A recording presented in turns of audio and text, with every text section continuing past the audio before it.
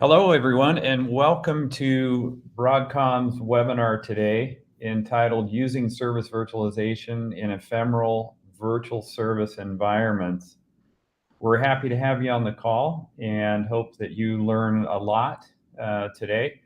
Our presenters will be Carl Miller. He is a DevOps solution engineer and has years of experience in customer engagements and is an expert with service virtualization. We're also joined by Beverly Mindel, who is our product manager for service virtualization. So she's highly involved in product roadmaps and features and understanding the direction that our customers want to take this product. So with that, we will hand it over to Carl. Just one note, if you have questions, please enter them in the chat or the question area of your screen, and we'll do our best to get to those questions. And if we have a little bit of time left at the end, we'll also answer questions for you. So with that, Carl, we'll hand it to you. Great. Hey, everybody. Glad to have you here. And today we're going to be talking about using service virtualization in ephemeral virtual service environments. So what do we mean by that? Well, ephemeral is just a fancy way of saying temporary. Virtual systems are allocated from a pool of resources, and when you don't need those resources anymore, they go back into the pool until you're needed again. So we're just talking about virtual service environments that you create when you need them and release those resources when you're done with your development and testing. So here's the agenda for today. For anyone who's never seen service virtualization before, I'll go through it very quickly because I'm assuming most people understand what it is and are just looking to hear about ephemeral virtual service environments. I'll talk a little bit about the benefits. Well, we're going to go through the different methods to implement ephemeral virtual service environments, some example architectures, some use cases. Of course, I love to do demos because I want to show this as live and how you can get this done. And then hopefully we'll have a little time for some Q&A. So here we go. Service virtualization, a little review of that, having everything you need when you need them. So today's developers, we're working on front ends, Internet of Things, mobile, SaaS cloud, partner systems, etc. But we always depend on back-end systems. They can be anything from legacy stuff, mainframes, big ERP systems, applications, third parties. Sometimes you have orchestration layers or middleware in between. So what service virtualization allows you to do is to virtualize those dependencies that you may not have access for, and to use them for integration testing, because you may not have access to them or they may cost or something like that. They may not be available all the time. So it allows you to do integration testing, simulate anything you need. Allows you to do performance testing because some of those systems in your development or test environments may not have enough horsepower to allow you to do performance testing. This gives you faster time to market. You can work faster and better. No waiting for back-end or third-party resources. Better quality. Test sooner and more often. This, to me, is most important because when I used it, that was just one of the things I experienced. We got much better quality in our software.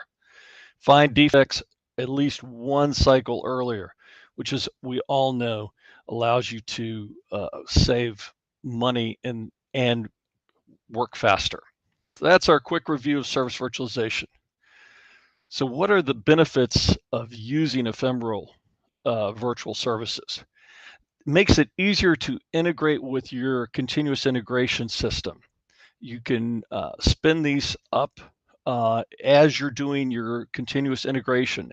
So as your code is being deployed, you can deploy virtual services to specified VSE and be able to test with appropriate backends. You get more efficient use of your on-premise or cloud infrastructure because you're only using it when necessary. You can use virtual services without having lots of VSE infrastructure running constantly. Teams can spin up the environments when they need it and spin it down when they don't.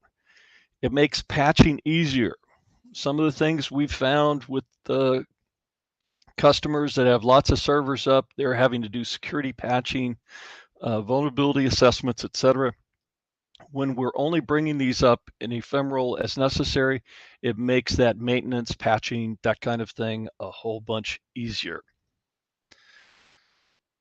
So, what are some of the methods to implement ephemeral virtual service environments? Virtual servers, very familiar interface. The one thing is it's not as easy to automate the creation of installation of service virtualization. We do have a way to help you. We've got in the documentation, we have installing dev test solutions with a silent install. So it's in the documentation. But the thing with virtual servers is you still have the OS on each instance. It does make it a little more resource intensive. Docker and Docker Compose. It's very easy to automate. We have it in the documentation. We've actually supported SV with Docker for years. I think it's since about 8.0 or 9.0. Kubernetes, also pretty easy to automate. And we do have documentation in our dev test Docker for Kubernetes. I'll show all that later. So there are advantages to each. There are also, a few little disadvantages. You have to learn this. Virtual servers. So here's architecture of virtual servers. So you could have this either in a cloud or internal data center. It could be an internal cloud.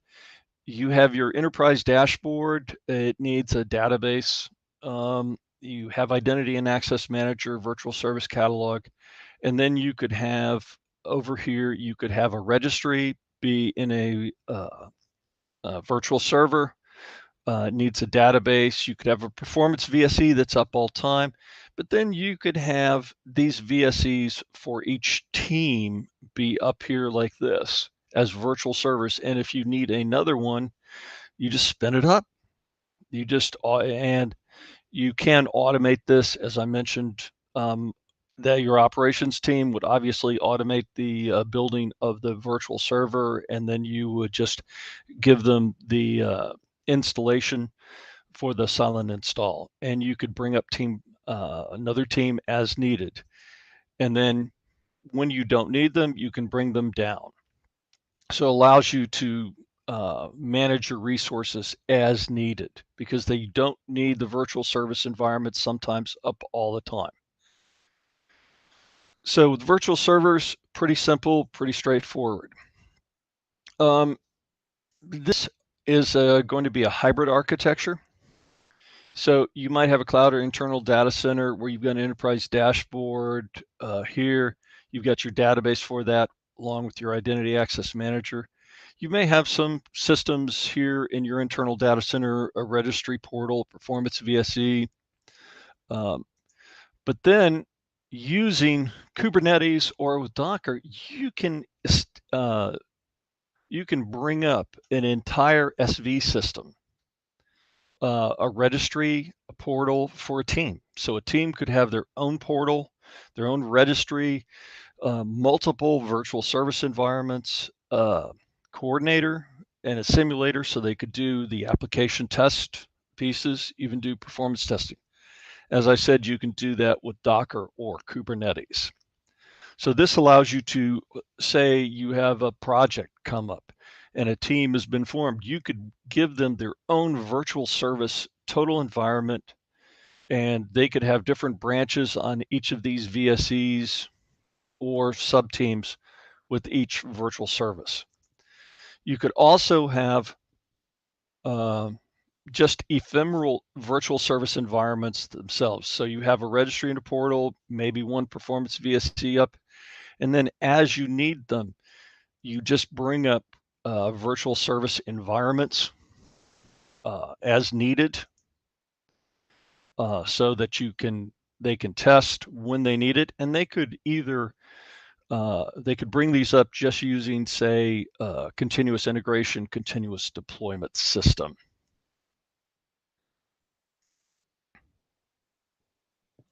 And then when they don't need them, they just drop them. Now, Team 6 here, they're working a little while longer, so they need to have theirs up a little while longer.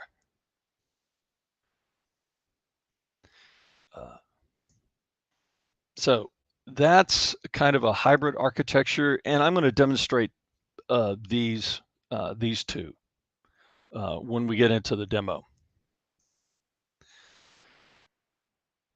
So, or you could just go pretty much ephemeral everything.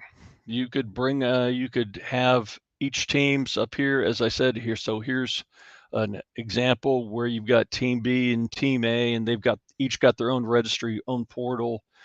And then the ephemeral VSEs down here where you're bringing these up. Now, one thing I would like to point out is for our ephemeral environments, we do not have the enterprise dashboard as a container because that is needed to track your licensing.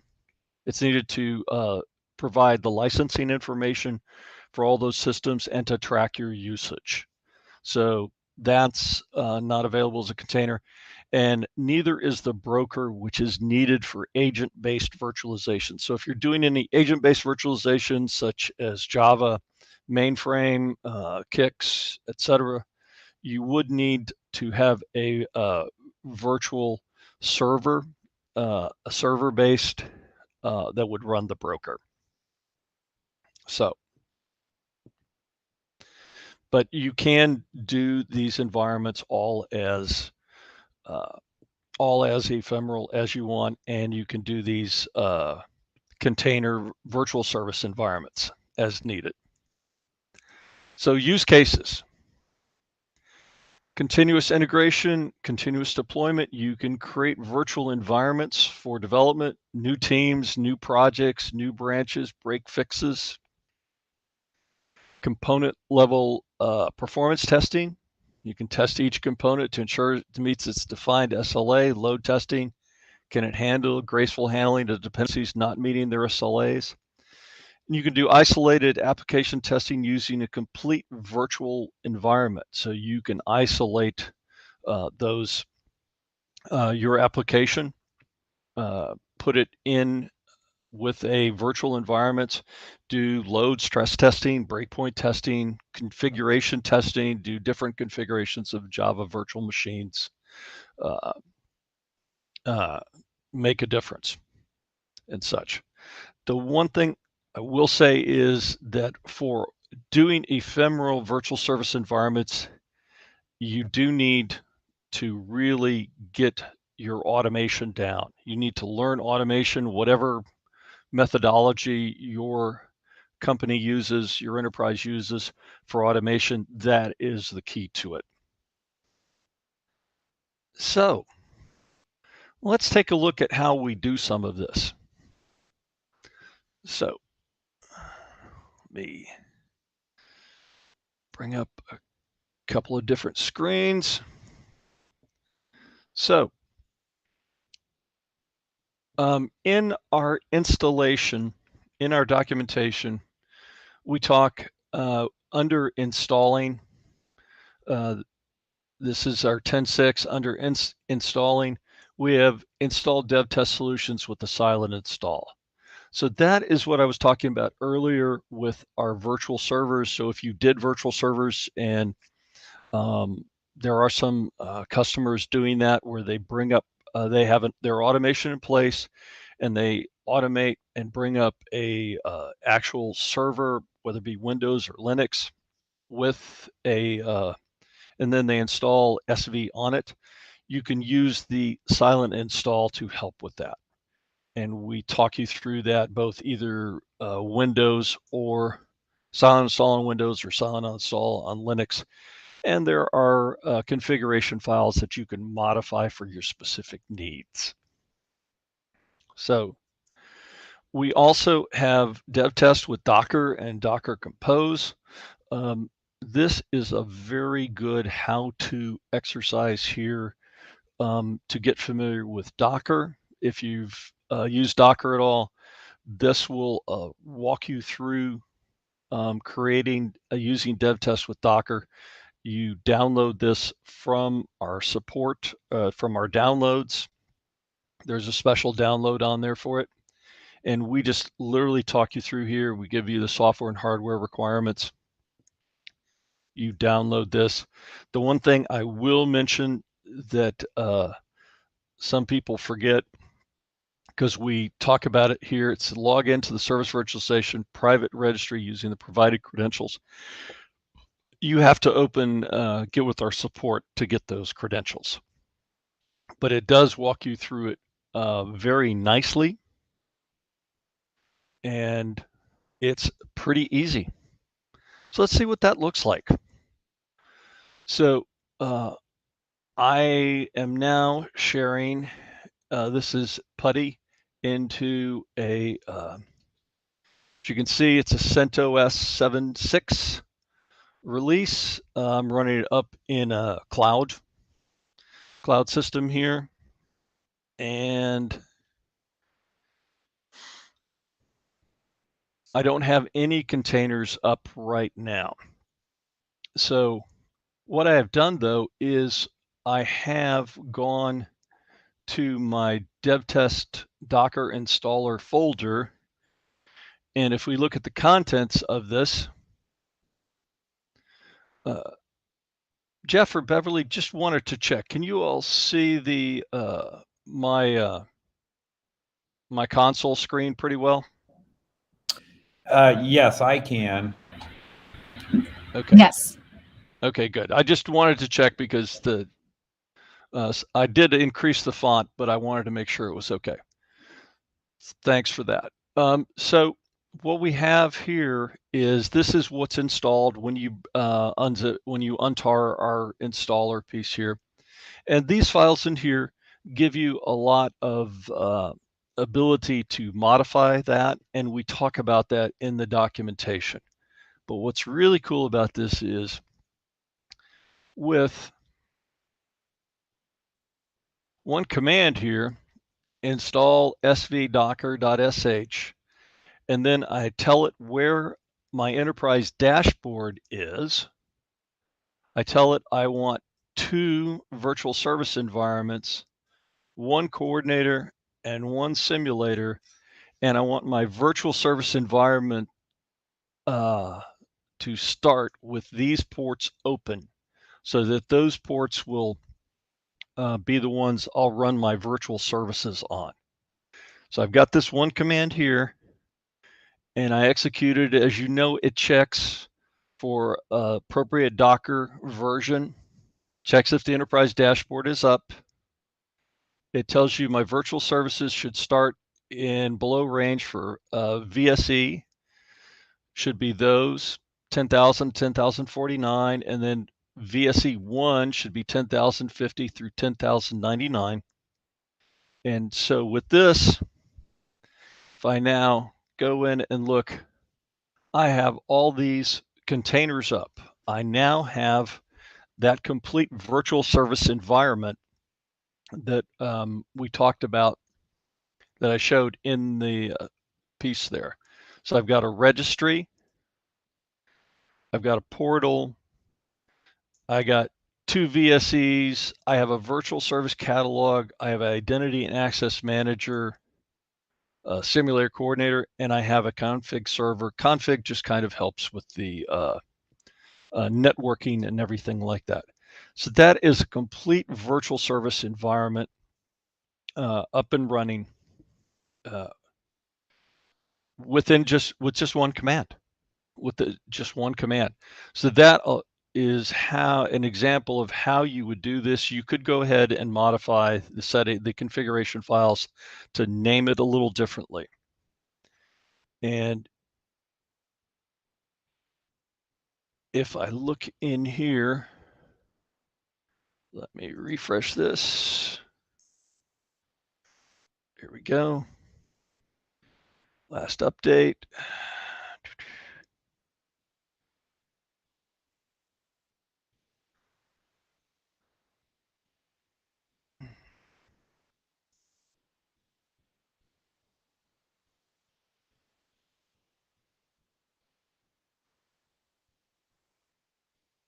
So this is the environment is up now and running. This is that registry.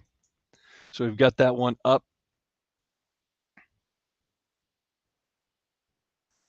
And we've got all these, let's see the status of that. Portal and Portal's still working on that. Let's see if it's ready yet.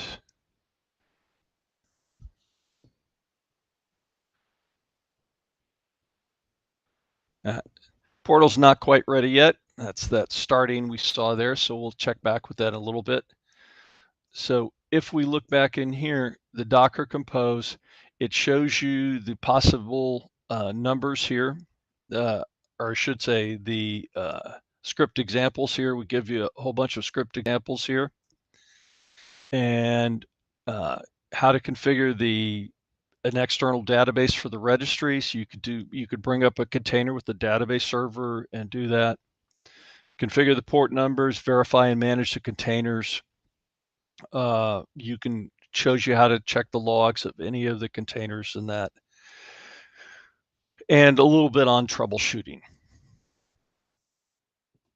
You could also bring up an environment just like this using Kubernetes. A little more complicated because you're using the YAML files, but we walk you through there. We give you the requirements of all that. You want Kubernetes 1.13 at least, Helm 2.13. And it's going to use the same Docker images that I used in the Docker Compose. It's just going, and then we have a pre-built, and we have some Helm charts for you that can do that. So it's a little more complicated, but it basically does the same thing that we're doing with Docker. It allows you to either bring up one system or multiple systems, depending on how you configure it.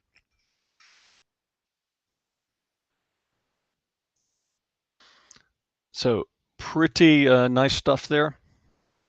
You can do all that very easily. And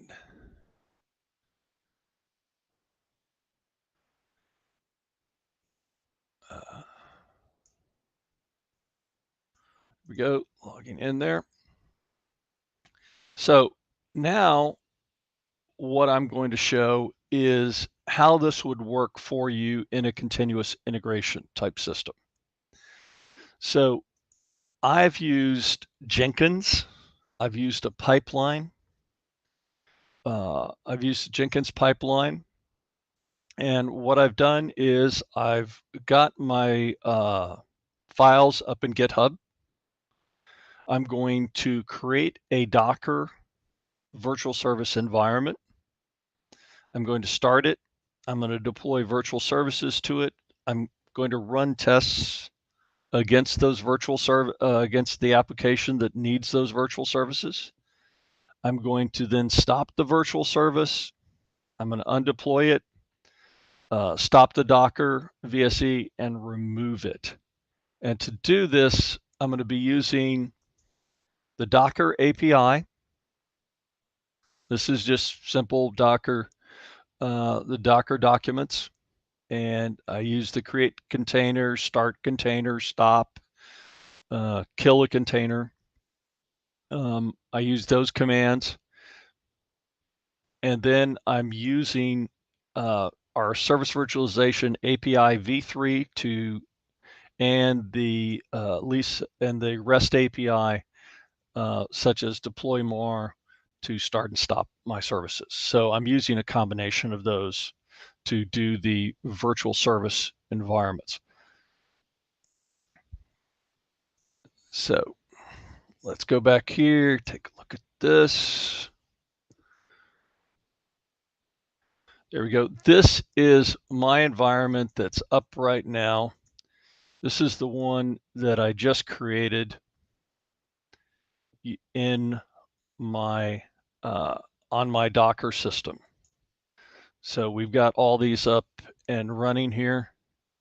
And as you can see, it looks just like a regular virtual service environment. I've got 2 VSEs.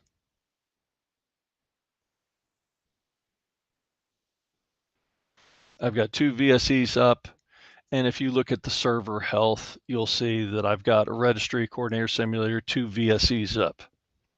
So we've got an entire system up and running and able for a team to work on and use as they need. So very powerful, very cool way to do things. So with this one here, this pipeline, let's take a look at how it's done in the configuration. So I showed you what the APIs are. I've created a lot of parameters in here. So these are parameters which allows me to call this Jenkins job with a REST call also. So I've brought down things from GitHub, and then I've told it which dev test server I'm going to use.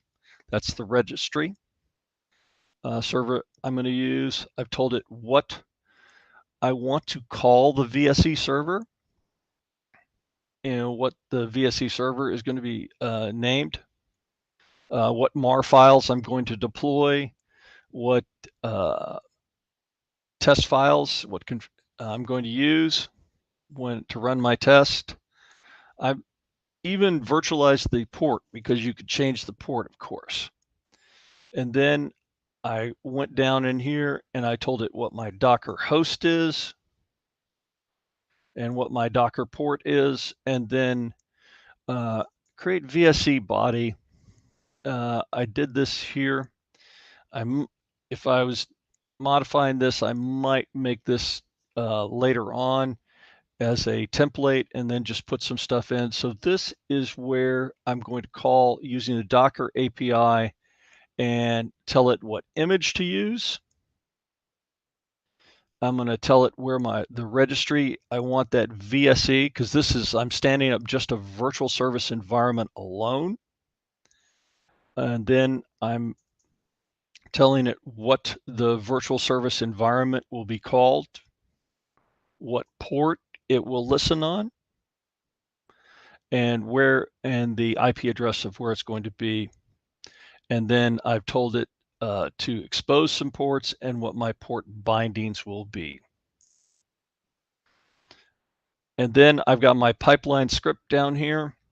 This is first thing is I'm going to retrieve some files. I'm going to create a Docker VSE. I'm going to start my Docker VSE. So when you create the container, it creates it, doesn't, this just ensures that the container is started. I'm then going to deploy a virtual service. I've got a little sleep time. You may see sleep time in there. I've got it because otherwise it would be a little fast and I couldn't talk through the demonstration. I'm going to deploy the virtual service. And in this case, I use the REST API I mentioned up there. I use the REST API to deploy this. Jenkins we do have plugins in Jenkins, but I've wanted to show that we can use the REST API for this. Then I'm going to run an application test using the APIs. This is test 1, and this is the second test. I'm actually running those both in parallel. I've got a little bit of wait time there. And then I'm going to stop the virtual service. The virtual services, actually there's 2 of them. using, once again, the APIs. It's just calling it action/stop. Then I'm going to undeploy that virtual service. And then I'm going to call the Docker API to stop the Docker VSE and remove the Docker VSE. So we're going to release those resources. So, but before we do that, I'm going to take this environment down so that we'll be able to see that come up a little easier. So you're just going to use this command here, the same command with the -UR, which stops and removes all those containers. So as you can see, stopping and removing SV containers and Lisa network. So we brought everything up very quickly and we're bringing it down also. So this, as I said, you can release those resources. There we go. And now if we look, we have nothing there. I'm gonna make that a little easier to see, clear.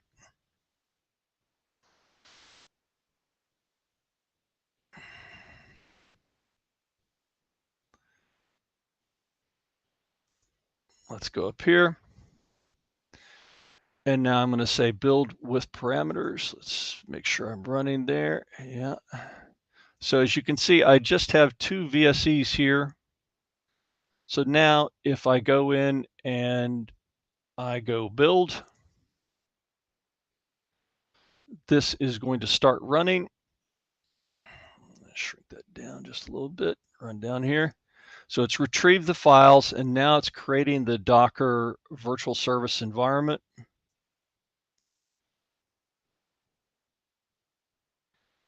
And there it is. It's been created, status is created. I did this run command and now you can see it's been up 7 seconds. So down here, we're starting to deploy the virtual services. So we went from using no resources on my Docker host to now we're using the virtual service environment. And if we go over here, as you can see, I now have another server came in, Ephem VSE. And if I click refresh, yep, I got them up and it's started to run those tests. It's running them both in parallel. So as we can see, we're getting transactions in here. So I've got my demo accounts risk. That's my services backing my loan application that I'm testing. And this is an account lookup also. So I'm running a bunch of tests against these.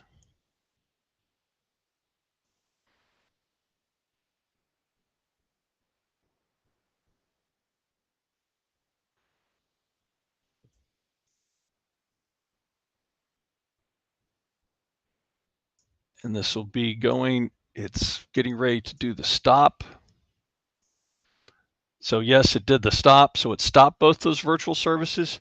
Now I could start them again if need be. I could stop them to see how the application responds when they're stopping, whatever.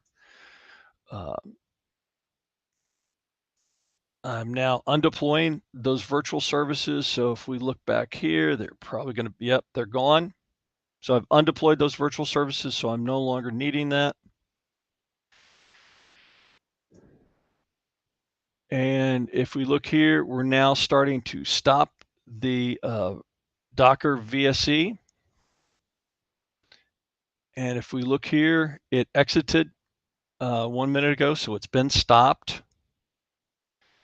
And if we look here, it's no longer there.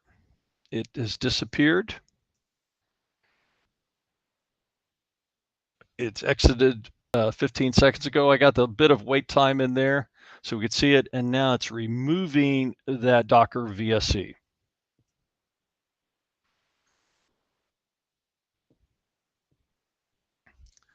And if we do now look, we have no containers there whatsoever. we have executed a test, and this is we had our code, so code was modified, we deployed it out, we then created a virtual service environment. We deployed virtual services to it needed to for our testing. We ran our tests. We stopped those virtual services. We undeployed them. We stopped the VSE and the Docker container, and we removed it. So we no longer, as you can see here, we no longer have any Docker containers running. So we're only using that infrastructure when we need it. That's very, very important, very good for controlling costs and making sure that you can have teams share resources because they're not always needing it.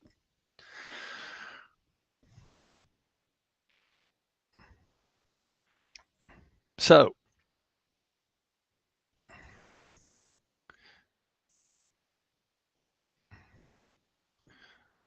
resources, product documentation.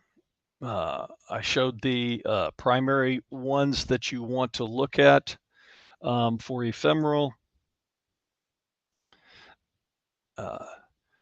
That is the, let me bring that up just a little bit. That's the Docker, dev test Docker for Kubernetes, Docker Compose, or the install Silent Solutions. That's the primary ones where you can get the information. And as I said, doing with Docker Compose, that is what I showed where you can bring up the entire environment on that. Advantages to this, once again, as you could see, I was able to do this in part with my continuous integration. I was able to bring up the systems I needed, use them for the testing, development and testing that I needed, and then I released those resources back into the pool. Makes for very efficient utilization of resources. I don't have to worry about patching a whole bunch of servers because I'm bringing these up and down as I need them. One hint, a couple of hints that I want to mention is automation. You got to learn to use automation. In this case, Jenkins. I've used Jenkins, but GitLab, any of the other automation systems will work just as well.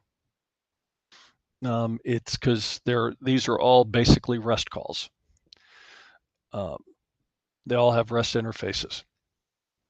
And the other is naming conventions. One thing I did do is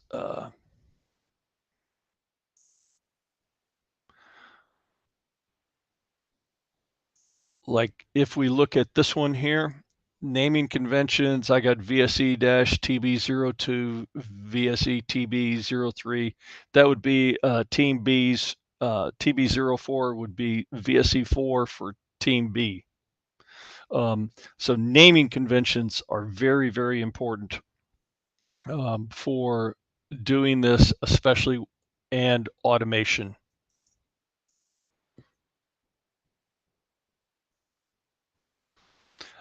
We have the Broadcom virtualization community. So that's our community where I always like to say there's a lot of people staying up late and answering questions.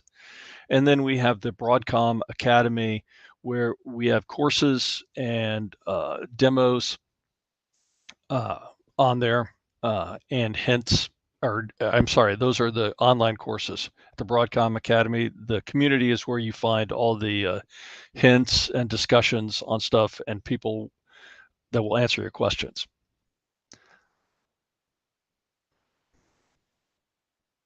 So thank you.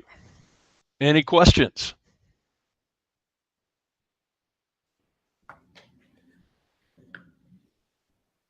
Carl, we don't have any questions that have come in other than the question earlier about the slides. You'll get an automated email with a link to the presentation.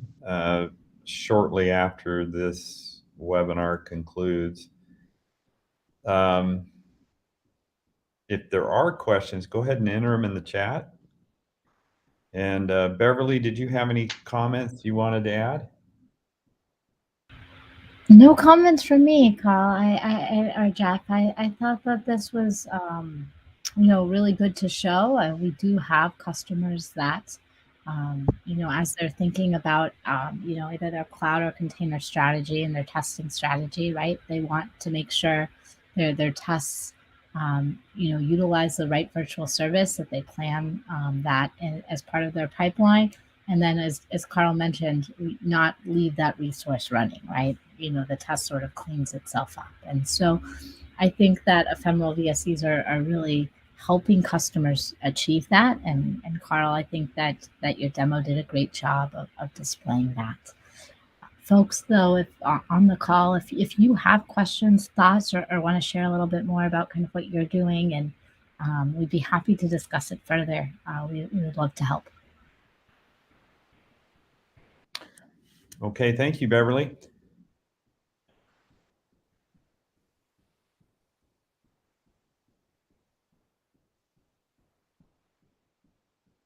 Well, I don't see any other questions that have come in. We can go ahead and close the call. Just a reminder again, there is a monthly office hours for service virtualization. If you go to community.broadcom.com, you'll see a list of different communities that you can join. One of them, of course, is for service virtualization. You can click on that and you can join the community. And as Carl mentioned, anytime you have a question, you can go on there day or night, enter your question, and get answers and responses to questions or challenges that you might be having. The office hours is once a month on the second Tuesday of each month. And if you sign up for office hours, you can then join that call. It's simply a WebEx call. And the experts such as Carl and Beverly will be on that call and available to answer any questions that you might have regarding deployments or things that you're doing, particular things that you're doing at your company. So we invite you to take advantage of those resources that are available to you. Carl, any parting comments? No, just please, join those office hours, reach out to us, and be active in the community, because we're always looking to hear from you, and we're happy to help. All right. Well, thank you, Carl, and thanks for a great presentation and demo. And thanks. One other thing is, if anyone's interested, drop us a line, drop us a line, because we can get you this Jenkins script that I used. Perfect. Yeah, I create them for demos, so happy to share them. Consider it a building block. Consider it a building block for doing your own, but if it helps get you started, happy to help. All right, great. Thank you, Carl. Thanks again, each of you, for joining us. Hope you have a great rest of your day. And until the next webinar, be safe, and we'll talk to you soon. Goodbye.